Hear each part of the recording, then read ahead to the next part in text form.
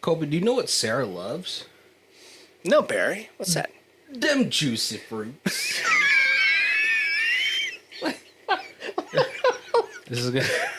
It's so absurd. Anybody gets that quote, props to you. What's going on, guys? My name is Barry. This is Kobe. And this is Who Watches This.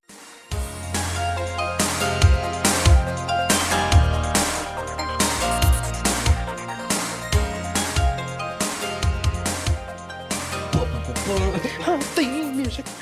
Welcome, guys, to the last movie of 100% fresh.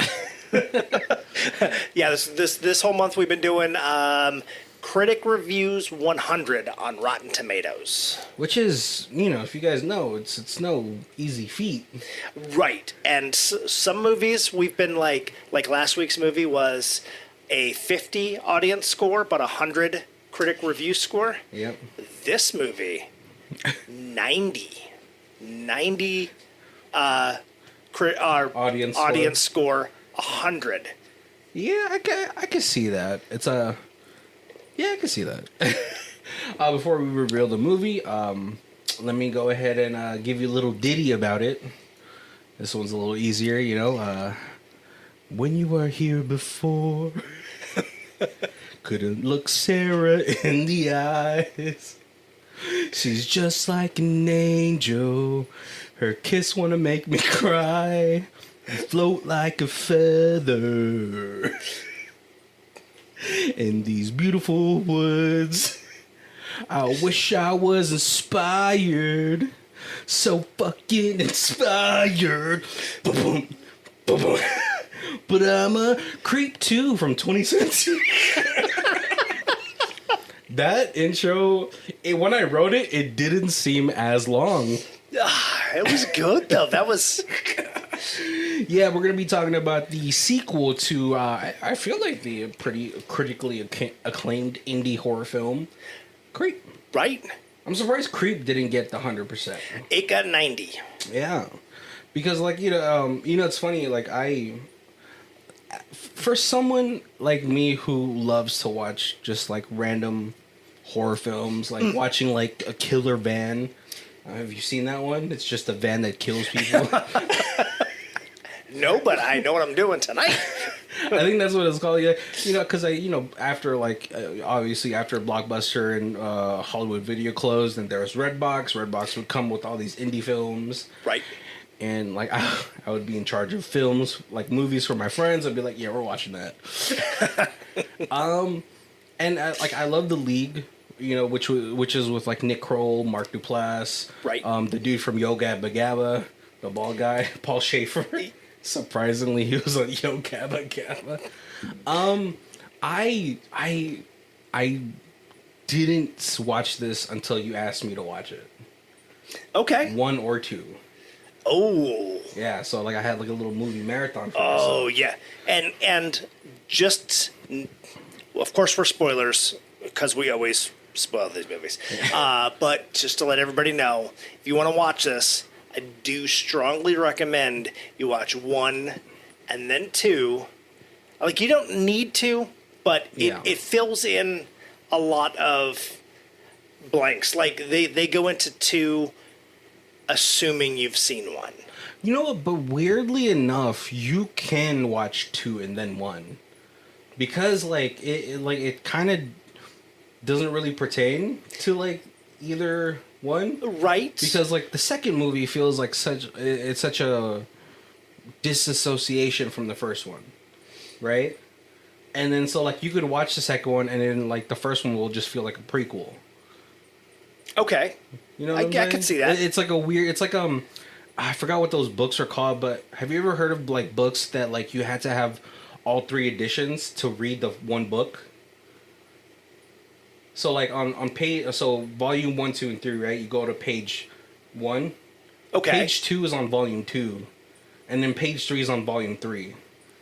So you have to read it. You have to lay it all out and read it like that. Oh, that seems I would get confused. It feels very cryptic. But weirdly, they have that new Netflix series out called Kaleidoscope. Oh yeah, yeah. And it's supposed to be like, you have to watch, like the episodes are all colored. Differently, right? Yeah, and you have to watch white first, but then you can pick whatever color you want to watch the rest of the episodes. You can pick whichever colors, like watch them in any order. But apparently it's a different movie no matter what color order you end up watching them in. Yeah, and then Japan also just released 2 movies. They're like, if you watch this one and then this one, it'll be a different movie. Like, it'll have a different feeling. And then if you watch the other one and then the other one, it has a different feeling. Okay. So yep. I think that's really cool that like people are sort of getting into this whole like different experiences watching the movies, because then like when people talk about it, we're like, oh, that's not how I felt. Right. You know? So this is pretty. So like, I think honestly, like when I watch these movies, when I watched these first 2 movies, I was like, oh, that's kind of cool, because then like the second one you can kind of watch and then watch the first one as a prequel. And all that stuff, right? Oh, but let's get into the movie. We open up with Dopinder from Deadpool. Yes. Getting a package and a DVD, and he's like all freaked out. He's like, oh no, it's happening again. And you know, he sits down. He sets this what we presume is the wolf mask from the first movie. Right. If you watch in chronological order. Or you decide to have fun with it and go with my route. You know, and then like someone knocks at the door. He pops in Dopinder pops in the TV. When I saw this, I was like, is that Dopinder from Deadpool? Sorry, don't mean to interrupt here, Okay. but like, you never even really occurred to me. But yes, if you watch the Star Wars movies, Oh yeah, in a different order, that's a different movie as well. yeah, different feelings. Yeah. Yeah. Sorry. No. Yes, so Dopinder was opened a box. Yeah. I didn't realize it was him. I was like, that guy looks really familiar. But I was like, I don't want to be like racist and be like, yeah, I think that's the Indian guy from Deadpool. But yeah, no, he's like watching and he's like, oh my god, like someone's like watching me in my house again. Oh my, what's going on? And then someone knocks at the door and it's Aaron, who we presume is Aaron in this movie. I forgot what was his name in the first one now. It's like, It's like David or something? started with a J. Jeff? Jeff? Yeah, maybe it was Jeff. My name is Jay. Yeah, and like he's like, hey, he's like, oh my god, this is like a real problem, dope. Like, He's like, have you tried calling the police? Yeah, this is serious. yeah, he's like, he seems like a very comforting person, and he's like, oh my god, and then like you know, dope. He goes, here, let me go get some drinks. We can talk about it, you know. And then he's like, he picks up the helmet, and he's like, yes. You know, it's a joke between me and you, or like for him, it's just a joke for him. Right. You know, and they're having this conversation. And he's like, well, you know, I just want to let you know that everything was kind of planned. You know, come on, like meeting at the same coffee shop. It almost feels like it's a gay thing. Right. He's like, you didn't notice it, like you didn't realize that like the first video of the stalker like showed up about the same time that we started hanging out. And like it starts kind of clicking in his head, and if you look in Aaron's hand, he pulls out like a little knife. Yep. But he almost feels like he doesn't feel as motivated as he did in the first movie, right? Right. Where he slices Dopinder's throat almost just on instinct. Right. And then he looks at the camera and he's just like, oh, that's so disappointing. And then we cut away into a YouTube video of honestly a pretty interesting premise. Encounters, where this girl has a YouTube channel. She answers Craigslist ads. Yeah, for people who want somebody to share moments with. Weird experiences or whatever. And honestly, just ahead of her time. Mm-hmm. Because if this was on TikTok, everyone's going to be, oh my god, I want to see who the next weirdo this girl meets. Right. You know? Well, that's the thing. She was making them half-hour episodes. If she was on TikTok and they were only 3 minutes, boom, boom, boom, yeah, she would have a million followers. So you have like the 3-minute video on TikTok, and then you have it go into like the 30-minute video on YouTube. Right. You know, because like, you know, it's like, oh, like you catch them with the best moments of the episode, and then you go to the YouTube video so you can see the in between. Right. You know, but you know, honestly, just ahead of her time. You know, she's beating mostly men that are just kind of lonely. Right. You know, I think that's like a very unsung portion of like what a lot of people go through. I mean, I think more men, but I don't know. I don't want to generalize. But just from these videos, it looks like all the people. It's not even it's not even like pervy or anything. Like one guy, he just wanted to like lay on her lap and have a mommy kink, maybe. But right, or maybe he was Asian, so he probably didn't have a great relationship with his mother over Tiger Mom. But it seemed like she's very earnest about this. Or girl, our main lead, his name is Sarah. She's pretty earnest about wanting to pursue this, but after 10 episodes, probably after hours and hours of editing, she's not really getting great hits. Right. So yeah. So she's been doing it for like a year, and then the last video, she's like panning away from her computer to talk, and it's only got like 19 views. Much like our commentary channel. Come on, guys. But no, and so but you know, she's like, all right, maybe I'll do one more video and we'll see. Right. This is going to be the last video. This is going to be like my farewell. She's kind of like down in the dumps. Yeah. And then yeah, because like the 30-minute videos, it's probably like at least like 8 to 10 hours of editing, cutting it down. Right. It's rough doing it all by herself. But so she sees one, and it's like, you know, I forgot how the ad read, but it's like, oh, let's connect on a deep level. My favorite movie is Interview with the Vampire. Right, $1,000 for the day of videographing. That's kind of hard to pass that up. You know? Right. And so she heads over. She starts to head over to the house. She's like, what? It's like a 3-hour drive. Yeah. Into like this beautiful cabin house. You know, kind of out in the woods. Yeah, it looks like the interior kind of looks like my old house from California. It's just a pretty old looking house. But at first, like, first of all, there was already some red flags. Right. Right. You know, she opens the door. It's not locked. No one's answering, and then we get startled by one of the texts, like when they're trying to like make the arrangements. One of the texts is like, do you scare easily? Oh yeah. And she's like, no. But yeah, no, yeah, and then so we get a jump scare with the blender going off. Right. And you know, and it's Aaron looking longer hair. Yeah, a little man bun. He's unshaved. Like couple weeks maybe unshaved. Yeah, something like that, right? Not full beard, but. Yeah, just enough to be looking unkempt a bit. Yeah. Or maybe, you know, you figure he's in this cabin. It's very nature-ish. Right. So, you know, but he's like making a green smoothie, and he's like, you want some? And, you know, it's kind of hard to talk about this just because of like all the things that are happening. But, you know, first they sit down, and it seems like the interview's sort of going pretty normal. What's he hands her the smoothie and she takes a drink and he's like, it's poisoned. No, I'm just kidding.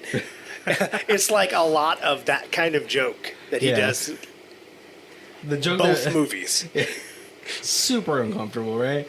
But they sit down, they have a conversation. It almost seems kind of normal until Aaron kind of drops a bomb. He's like, well, I'm a pretty prolific serial killer that nobody knows about. Right. And basically, he kind of goes into a story. He's like, he's had his like midlife crisis. He used to love it. He thought it was like the best job in the world, and he's just gotten bored of it. And he just kind of like he's looking for inspiration. So he wants to do kind of like a documentary on himself. Yeah, you know, and it just feels like, you know, like Kobe said, he's hitting 40. He's feeling uninspired. He's unmotivated by this work that he's loved for the past probably 20, 25 years, maybe even longer. Maybe he's been plotting it since he was 10. Who knows, right? But he's like, oh, so if you want to back out now, that's fine. But Sarah's like, nope. Right. He's like, I'm not going anywhere. This is actually pretty interesting. And he's like, are you sure? And, and then we cut to a video. We don't like if you're watching if you're going backwards, second into one, you're like, what is this video about? Well, it's the first movie. Right. So it's the ending of the first movie. It's the guy from the first movie's name is Aaron, right? Yes. Yeah. So it's him killing her. He's like, it's my friend. I killed him. Are you sure you still want to do this? And she's like, oh, 100%. Yeah. Yeah, and a lot of times he does stuff like he shows her the kill. He does these weird and he's gauging reactions like are you scared? Yeah. Cuz if he wants that, I think he wants that chase. Like, I want you to be scared and have to run because I want to have to then follow you. It's more It's more exciting if there's that fear that you might go to the police, that that I might get caught. Yeah, what do I do to make this more exciting? Yeah, because right now all the reactions that she's giving him, it feels like playing Grand Theft Auto with cheats on.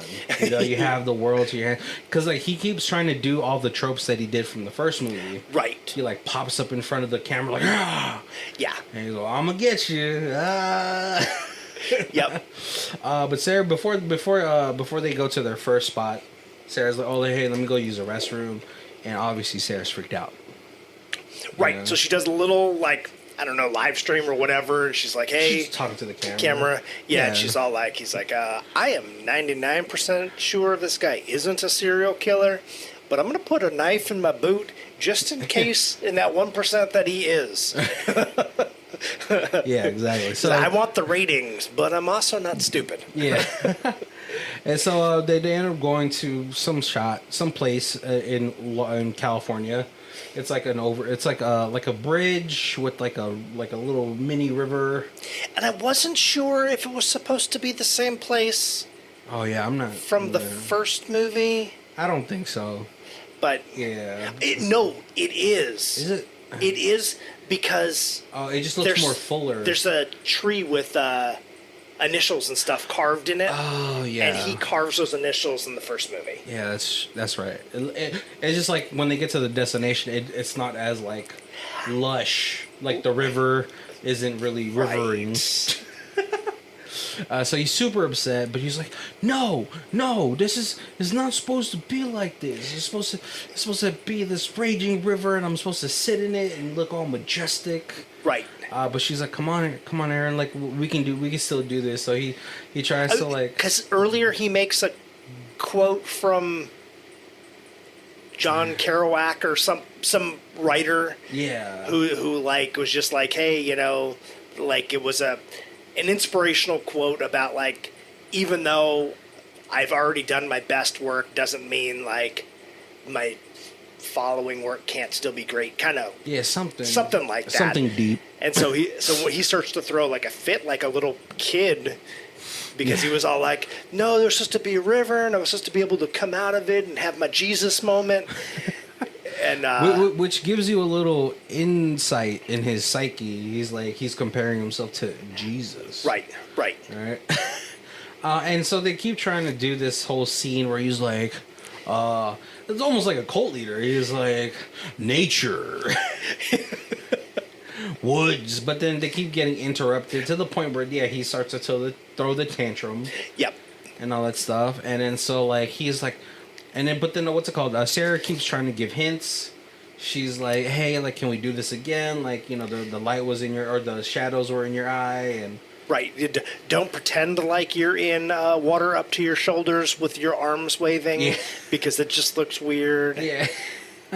And then a bird starts chirping, and he's like, "Shut up, bird!" Starts throwing rocks at it. Do it again. Yeah. I'm gonna come up in that tree and get you.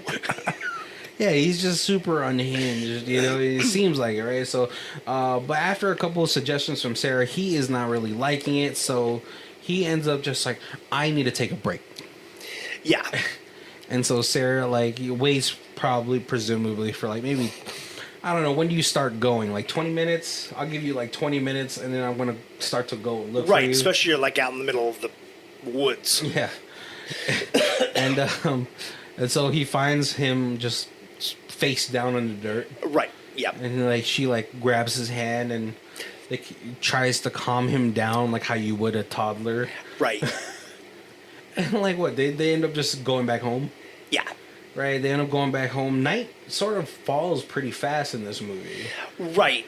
Right. But yeah, so I guess it's a pretty decent hike down to the river, because I think I remember that from the first movie also, that it seemed like a lot of time passed in that hike. Yeah, I think they just really wanted to do this more at night. Right. Just for like the rest of the majority of the film. Yeah, because she's kind of like in the cabin, and she's or in the house, and she's kind of like talking to the camera again. She's like, yeah, since we've gotten here, he's just been downstairs like playing this like one 90s rock song just on repeat for like the last hour, and she's like, I don't know, what should I go to sleep, or should I leave, or do I try to go for the ratings and go down there and like see if I can like push him? Yeah. And you know, if you're a person that's wanting to create something, you do tend to like, all right, I'm gonna push him. Right. But he's like he's in a bathtub with not a bathtub, he's like in a jacuzzi, but he doesn't have the bubbles going, so he's just like in water. Right. Right. And he's like, go away, Sarah. I don't want to see you anymore. Just take your money and go. It's over. We're done. I don't want to collaborate with you. And she kind of coerces him. She's like, no, we can still do this. But then she ends up getting in the bathtub and starts to... Oh, I'm sorry. I forgot to mention this. Okay, so at the beginning, before they go on that stupid fucking hike, this dude, he goes to change and he's ass naked. Right. Yes. He's like, sometimes there's like a barrier between a man and a woman working together, and I just want there to be no secrets, and I just and he just disrobes in front of her. And here's my penis. Here's my penis. And then Sarah, being the real life, it's funny, the real life actress is actually also a film director. Right. So she's like, all right. And so she bears it all too. But I was like, all right, listen, if we're going to get dick in movies, you got to show vag. We'll talk about that. Oh, okay. That was intentional. Oh, okay. Oh, me. Oh, okay. I see. I think I see where you're going with that. Right. But yeah. So sorry. Little side note. I just wanted to be like, listen, we gotta start showing vag. Right. But no, she gets into the bathtub. She like starts massaging him and all that stuff, and then calms him. It calms him down, and she's like, all right, I'm gonna go take a shower. Well, he then tells her a story. Oh, yeah. About the band, right? Yes. Yeah. Oh, yeah. That the song that he's got on repeat is like his favorite song, and he was 16, and he was big for his age. He went to a concert, and this was this like underground band that was playing this song. Yeah. And then he talked to them afterwards, and they let him get in the van and go on tour with him, but they like at the next stop they kind of like ditched him. Well, they had to go to their next tour stop, right? Right. That's why. Wait, are you saying that they touched him as a child? Well, no, but then he said that wasn't it there where he talks about his first kill? I think so. So yeah, so then like he says like that he like met a guy who was gonna drive him home, but then that person took him like to the middle of nowhere and made him dig a hole. Oh, and then that person was like gonna kill him, but the person wasn't very good at tying knots, so he was able to get out of the ropes, and then he killed that person. And that's true. After he killed him, he pushed him in the hole, and he just laid on top of him, and that was when he realized that everybody he kills, he gets a gift from, and that's like it opens his mind to the universe, and he got a little eccentric. Yeah, but I think all he got was like eczema or something like that. Right. But he spun it the way he wanted to, like Right. You know, but so she goes, yeah, so after that explanation, she's like, oh, that's so cool. All right, I'm gonna go take a bath. I'm gonna take a shower. Right. And so he's like, oh, Sarah, I feel so good after that talk. And he's like trying to creep on her. But then, like, when he pulls it over, Sarah bursts out with, like, tape on her face. Yep. She's got, like, masking tape all covered her face. Yeah, and freaks him out. Totally scares the crap out of him. He's like, oh, my God, you got me. This is kind of where it gets a little blurry for me. But after that, he does, like, it's funny. It's like a mirror of the first movie where it's like, it was Jeff freaking out Aaron. Right. And now it's her doing all the things that he had done. Yeah. So it's like, oh my God, where's this going, right? Right. But after that, I want to think. Does he show her? He's like, oh, because then like they have a moment where they kiss, because he's like, oh, they're playing two truths and a lie. Oh, right.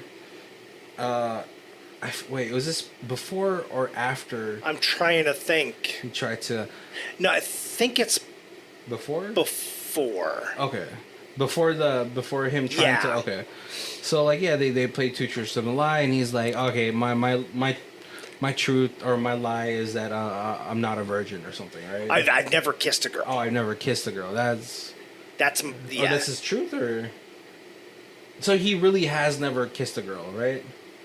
Yeah, right? correct. Yeah, and so Sarah's like, all right, I'll kiss you, and so they kiss, and it's cool, right? And then that's really like he really makes a connection with her. Yeah, and then that's when he's like, all right, I got a great idea, and then so he starts getting so jumbled right, up. Right, so then he's like, so you know what we need to do, instead of like. I made 39 movies of me hunting and killing somebody, and nobody wants to just watch a documentary where nobody dies. So instead, let's make this, instead of a serial killer movie, we'll make it a murder movie, and you kill me. Oh, that's true. No, so I think that's might have what happened before the kiss. Because then, like, first he puts on the mask, he's like, oh yeah, chop my head off, ha. And then he tries to like hang himself, and then Sarah's like, okay, whatever, you're not gonna do it. And right. Oh yeah, right. That's what freaks her out. And then when she's trying to leave, she's like, no, fuck you, I don't want to like do this. I can't believe you would do that to me. And he's like, he shows the harness. He's like, look, I wasn't trying to kill myself. I just like, I watched. I know about you. All right, encounters.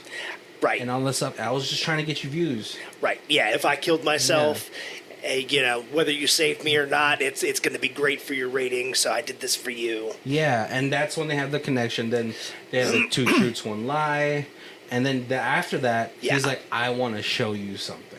Right. And that's when he takes her to the hole. Right. And she's like, when did you do this? And he's like, oh, before you got here. And then he was like. But at that, when I was digging it, I wasn't sure if you were going to be in it or if I was going to be in it. Yeah. And then he has he does have an exposition dump. I forgot when it was. It was before this or during that whole craziness of what was happening. But he was saying, he was like, oh yeah, I put all my hints at the beginning, last guy, there was like axe.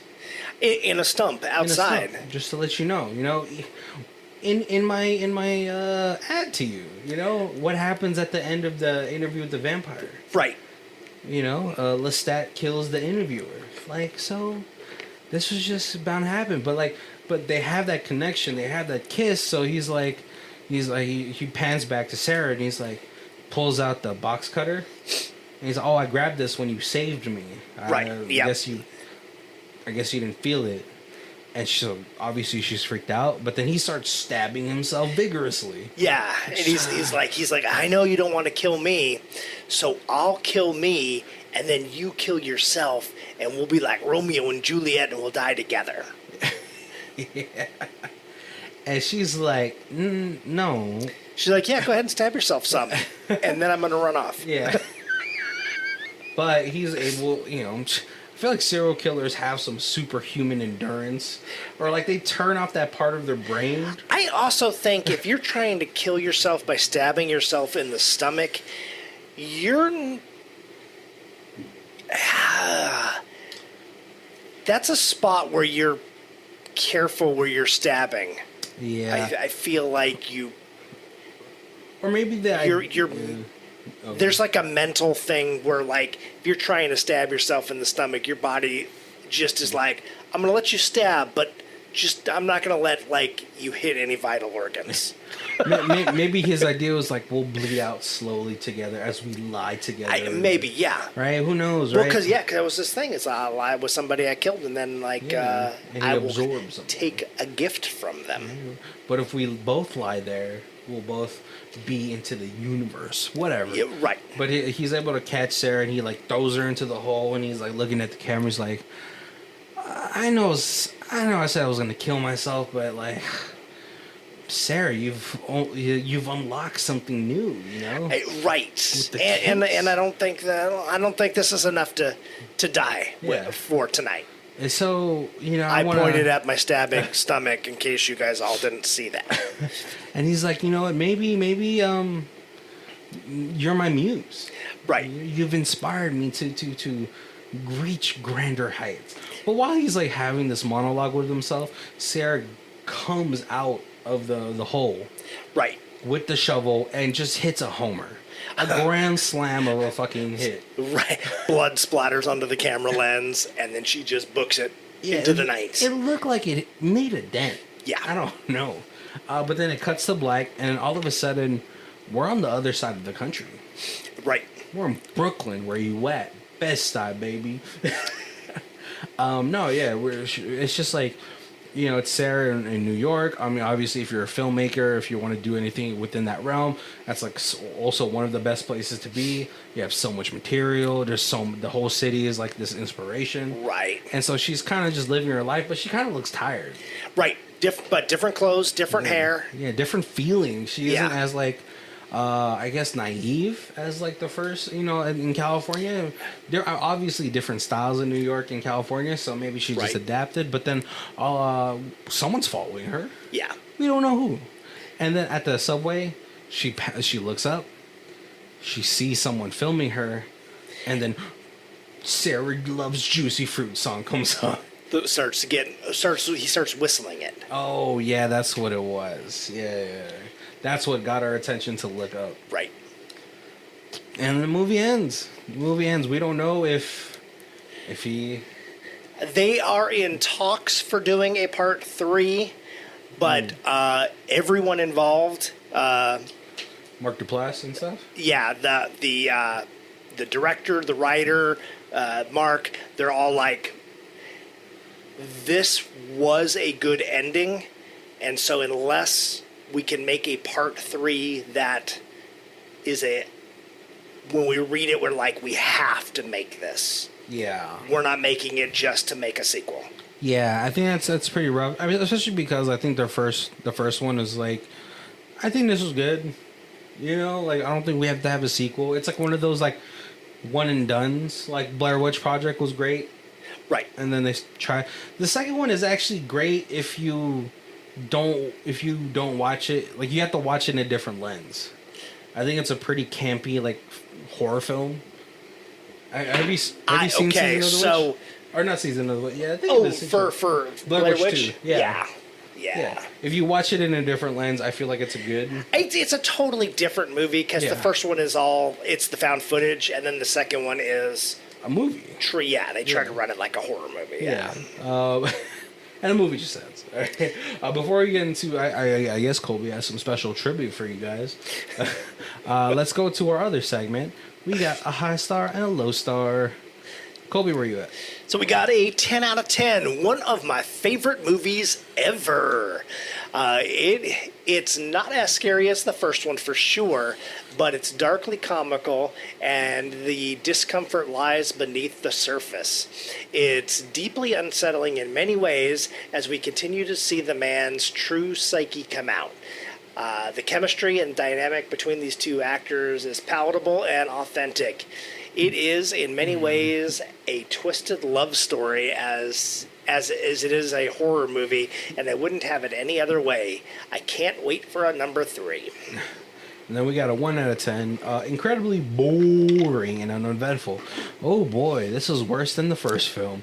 I didn't plan watching this since the first one almost put me to sleep, but I decided to give it a chance since it has so many good reviews. You guys owe me my time back. Face. Creep 2 is not creepy, not thrilling, and definitely not entertaining. Nothing happens. Even the climax is yawn-worthy. Just no. What a waste of time. Incredibly forgettable. All right, Colby. So I feel like you have some trivia. Well, not necessarily trivia, but there is so much to me. Okay, so psychology major. I have a psychology degree. Super, in high school, super into serial killers and, trying to figure out, why would somebody do that kind of thing. They played him so well. They wrote him so well. That you don't know. At no point in the movie do you know, does he like this girl? Is this 100% a game? Is this all according to his plan? Yeah. Is he bored? Is that just an excuse? Because the first movie, he's like, hey, I need a videographer because I have cancer. I have a brain tumor, and I want to make a movie of my life, so that way, if I don't survive the brain tumor surgery, my not yet born child will have a video of his father, and Yeah. And so he totally the first movie totally plays on Aaron. At that point, I was Aaron. Yeah. But yeah, so he talks about how he takes something from every person he kills, and he's now called Aaron, and the person that the first movies, the victim was Aaron. Yeah. So apparently he's taken that from that victim. Him. Yeah. But yeah, it was just it's so, and the stories, you never know what he's saying is if it's truth or if it's lie. It felt a lot of what he was talking was Heath Ledger Joker. Oh yeah, I was about to say that. Yeah. You never really know how he got those scars. Right. And he tells the story and you're like, oh my God, I feel so bad for him. And then half the movie later tells a story about the same thing and it's a totally different story. And you're like, I feel equally sympathetic, but I don't know if that story was real, if the first story was real, if either of them are real. None of them are real. Are you a psychopath that is just... Are you just a cat toying with your mouse and you're playing with it until you decide that has to be it's time to eat it? Yeah. But then you also you start looking at what was Jeffrey Dahmer, and he was killing the people that he loved and eating them. But it was he wasn't killing strangers. He was killing these people that he had a deep connection to. Who, Dahmer or Jeff or Aaron? Well, Mark Duplass. Some serial killers. There was Eric Kemper. He killed his grandmother. Right, and it's just that that connection with, and so it's he remembers the people who he's made the closest connection to. Oh yeah. And those are the most meaningful kills to him. Yeah, because if you watch the end of the first one, when he opens up his cabinet, Aaron there's a name on his CD. Right. But then there's hairdresser girl. Yes. So and Aaron's has got a heart. Yeah. So maybe it's what's called. I always make this joke, but it's just always if you want food to taste better, you got to give it a name.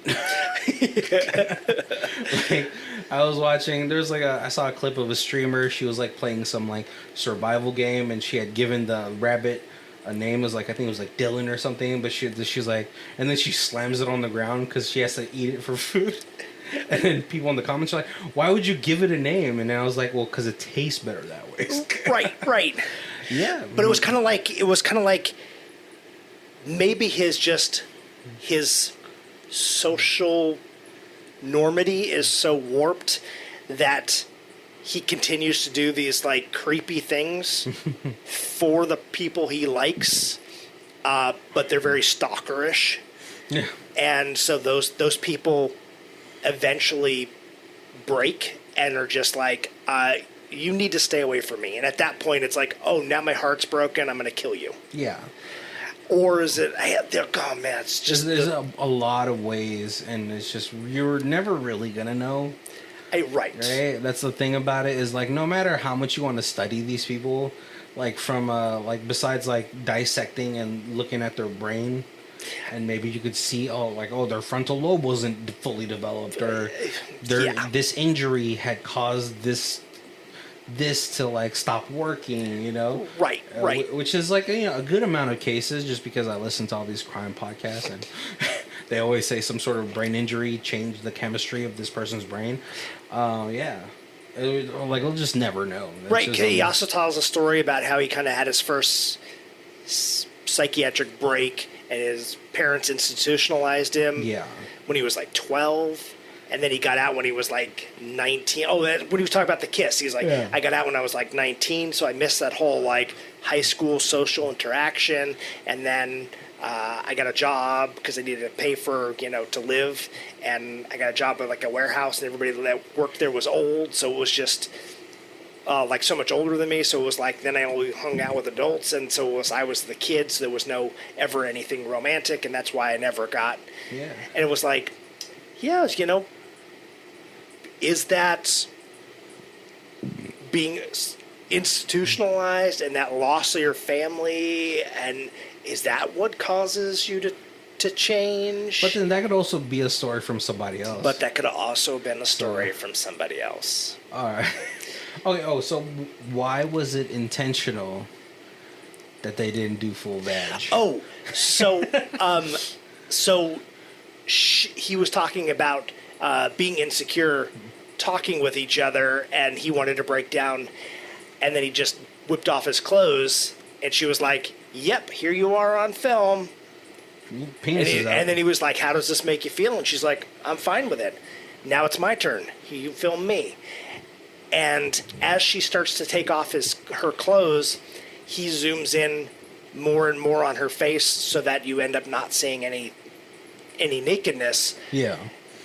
And was that because he didn't expect her to reciprocate, and that made him uncomfortable enough that he was like, I don't want to see her naked, because I'm just going to look at her through the camera at her face, because maybe she is making me feel that uncomfortable way that I like to control my victim by making them feel.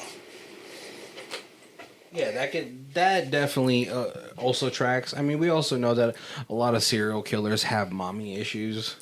Right. So you can be like, oh no, that's where I came out of, the cooter. I don't want to film that. Ugh, gross.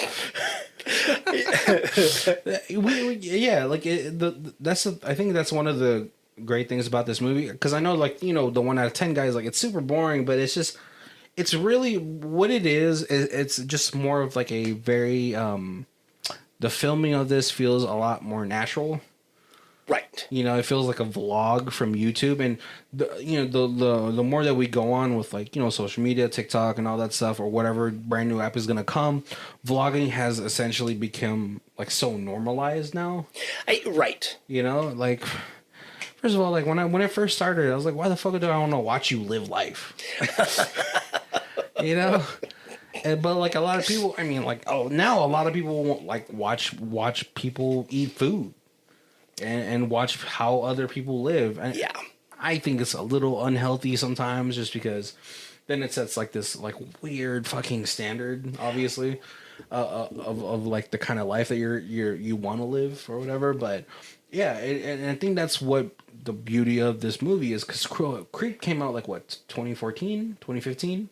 Something like that, yeah. The first one. So that was sort of like the height of the vlog, you know, the Casey Neistats and all that stuff. That was the height of it.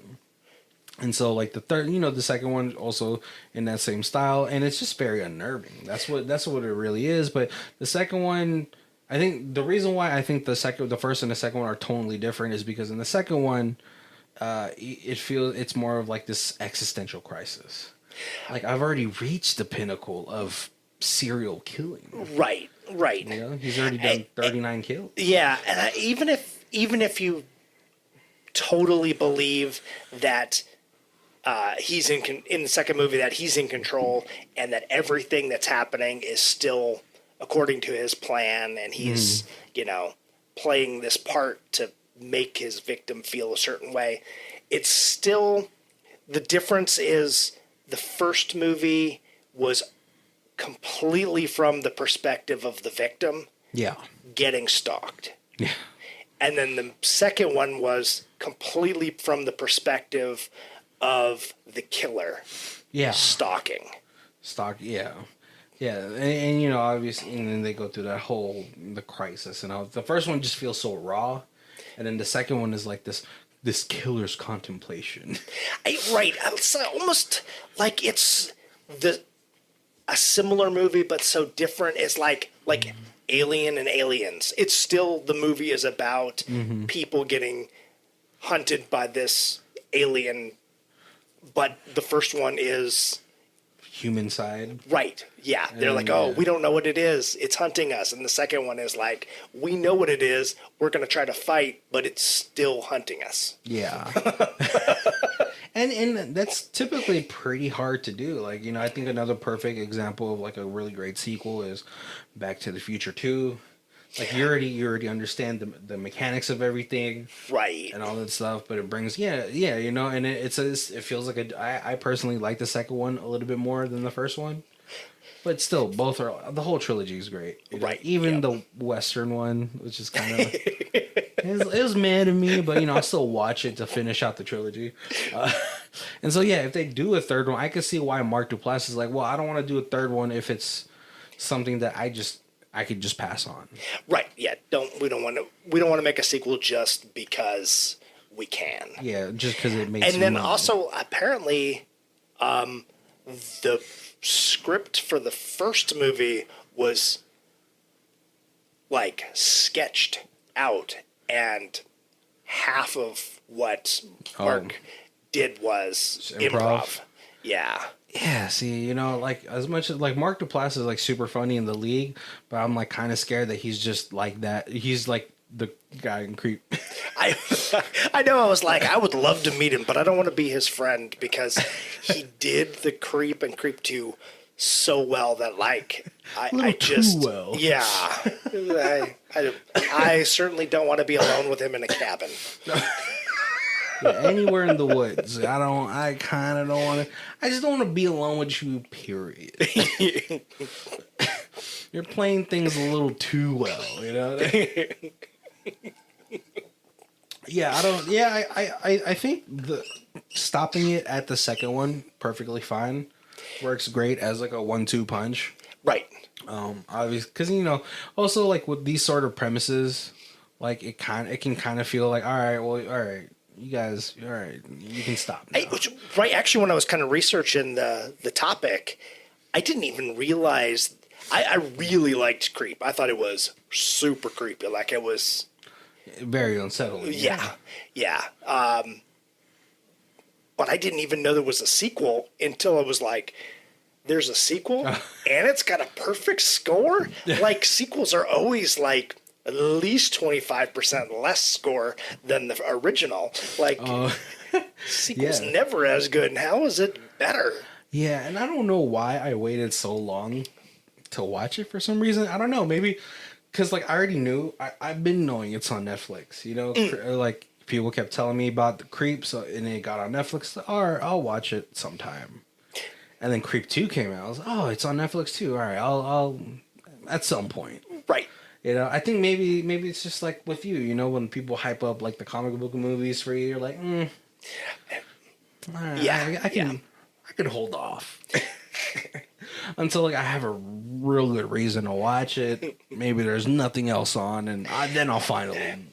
And maybe it's also something in my head that there's a like the budget for a movie helps or hinders my expectations. And when like something like this is like less than a $10 million budget, you're like, they did that with that kind of budget. Oh, yeah. Where like some horror movies are like $100 million and didn't give me the same reaction. Yeah. That just is like bonus gold star. Like, I mean, adversity breeds creativity. That's what they say. But yeah, no. So, guys, we're coming up to our hour. First of all, I want to thank you guys for joining us. Make sure to check out our other months below. We have Apocalypse Month. We have Space Debris Month. Nicolas Cage, of course. Danny Trejo. We have our holiday months. We got something for everybody. WWE Studios, right? And WWE wrestler movies that are not necessarily from WWE Studio. Yeah. 2 different wrestling months. Yeah, we got a whole. There's something for you. You just got to look for it. But we have our reviews in 4 different sections. We have Stream It, DVD It, Blu-ray It, and the Ultimate Box Collection. Colby, where you at for this one? I'm going 100% Ultimate Box on this. I absolutely, I'm not sure if this is a perfect 100, but this movie and the first one, I would, I'll wait till the third one. If there's a third one comes out, grab the Ultimate Box, I definitely like, get both of these. I think for me, like I enjoy, like there's some movies for me that are like, I want to watch that again, and there's some movies like, well, after I watched it, now it's gone. Like one of the movies I was super surprised by, like Autopsy of Jane Doe. Absolutely loved it the first time. It's shrouded in so much mystery. You're trying to guess where it's going. Is it here? Is it there? But on the second watch, you're like, I already know what happens. Right. And it kind of like, I think the what's it called? The air of mystery is now gone. Now, it's still a wonderful movie. So I think for me, and I have this same feeling for Creep 1 and 2. I have that same feeling. Oh, well, I watched it. It was really cool. But then, like, if I rewatch it again, it's like, oh, I already know this is gonna. So I'm a little different on that. Like, yes, yeah. I know where it's going, but it was a little. I mean, like, if you really look at it, it was a little predictable. Yeah. Both the movies, anyway. Yeah. So it wasn't like it was like this huge twist surprise. Oh yeah. Old boy ending where you're like, what the hell? But yeah, like so. I watched 2, and then I was like, this tied into 1, and it's been like a year since I've seen 1, maybe 2 years. Mm-hmm. So I went back and watched 1 again, and it was like, oh, okay, now that like it fills in so many things, now I gotta watch 2 again. And so then it was like both times, like both 1 and 2, when rewatching them, so much stuff that I don't remember, didn't catch. Yeah. Like so many pieces between the 2. Like when he says, like, hey, I left the axe in the stump outside. Yeah. Like there's totally a thing where the guy looks and it's like, hey, there's an axe there. Okay. Yeah. Maybe I'll just wait in the car till he gets back. And it's like, oh yeah, like there's like so many connections between the 2. Yeah. I don't know. Just for me, it's just like I don't know, my brain, because I was like, oh, I just watched Evil Dead Rise. I was like, I could watch that again right now. Maybe I already know where Evil Dead's always going to end up. Right. Everyone's kind of dead except for maybe 1 or 2 people. Right. Yep. I already know how it's going to go down. But this is just one of those movies for me. Like, all right, I watched it once. Like, that's kind of enough. So I think Blu-ray is pretty cool. I think Blu-ray would be kind of good. You get the 1-2 combo. You maybe get some interviews for like Mark Duplass talking about like the whole idea of the situation, like how him and like his co-writer, because I think the first one he wrote, right? Him and a friend wrote. I think so. Or sketched it out. Yeah. You know, and why they wanted to do that. I always find those things interesting when they talk about the process and all that stuff. And you know, yeah. So I think Ultimate Box Collection, I can kind of pass on it. Okay. I know it's not a stream it, you know. Right. And again, also like a lot of the times when I pick out like an ultimate, well, I seem to pick an ultimate box often.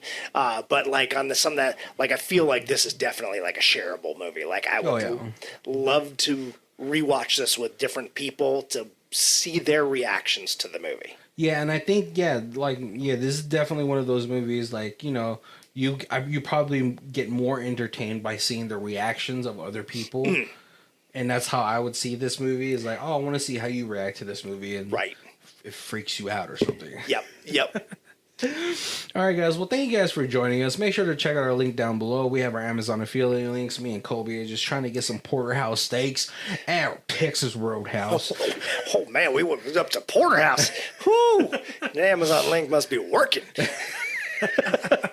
But we also got our socials, our Twitter, Facebook, Instagram.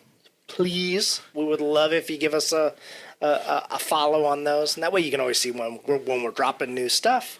Yeah. I always try to share like movie trailers for new movies, especially movies I haven't heard of that are like, when is this coming out? Like Blood and Honey and stuff like that, and like nobody's heard of that. Let's throw that up there. That's definitely the best way to give us a reach us. But yeah, definitely, yeah. Give us some comments and let us know what you want to see. If you got a movie that you want us to review, yeah, like a whole theme and all that stuff. That'd be really cool. Absolutely. All right, guys. Well, thank you guys for joining us. My name is Barry. This is Colby. And this is Who Watches This. If you guys want to check out his theme music, it is Lee Rosevere. It's called Arcade Montage. It's on our album Music for Podcast 3, and her Bandcamp is down below. Thank you.